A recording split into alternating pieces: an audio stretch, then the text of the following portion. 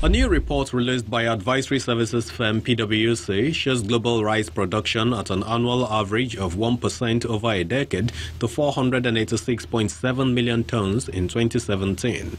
In Nigeria, rice remains a staple for nearly every household to the tune of 6.4 million tons against local production of 3.7 million tons. This follows government's interventions in the area of inputs such as seedlings and fertilizer, as well as land incentives and irrigation projects. 500 around here. The total amount of rice farm we have in the Northern Senatorial District on Ayade farm is 10,000 hectares. 10,000 hectares is a whole lot. And I'm sure I can retire as a governor into my rice farm and I will be a very happy man. In doing this, we provide food for our people.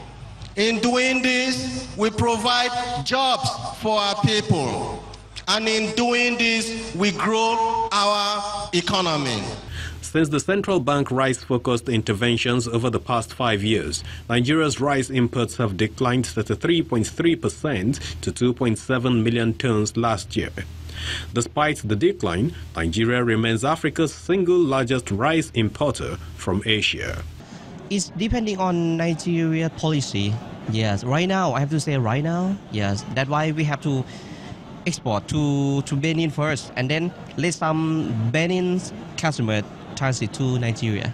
Government has played its role, but the government implementation agencies like the customs need to tell Nigerians why there is so much smuggled rice in Nigeria.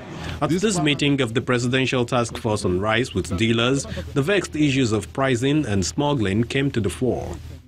We are expecting you people to help us by making a lot of sacrifices on prices, bringing down the price, so the difference wouldn't be much.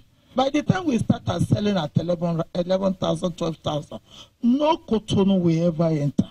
Nobody will take money to go and bribe any customer. What we take away from that is that we are going to work with all the stakeholders, the farmers, the millers, the rice distributors, so that each and everyone will be making money and then will be able to deliver Nigerian rice to the populace. While dealers seek answers to the supply gaps through incentives, some experts think otherwise. No, we will not support subsidizing. The experience we've had about subsidy brings in corruption. And Nigerian farmers, Nigerian processors, Nigerian businessmen are astute enough, are strong enough to be able to sell. We have low irrigation in terms of rice, even in terms of mechanization as well. We are one of the lowest countries, at least among the major rice consumers, that has a deficit of tractors, harvesters, even seedlings, even pesticides and all that. So there are a number of inputs that we are lacking in Nigeria that we need to address.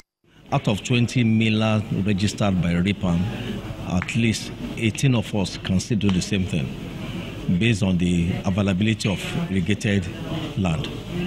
The rice we are growing, Faro 44, is 3 months harvest, which is relatively good. That means we can do 3 cycles in a year.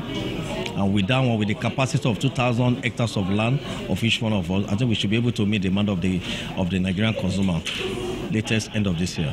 With vast opportunities in the Nigerian rice market, there's need to do more in the sector in order to achieve more self-sufficiency. Temple Ashaju, Channels Television News.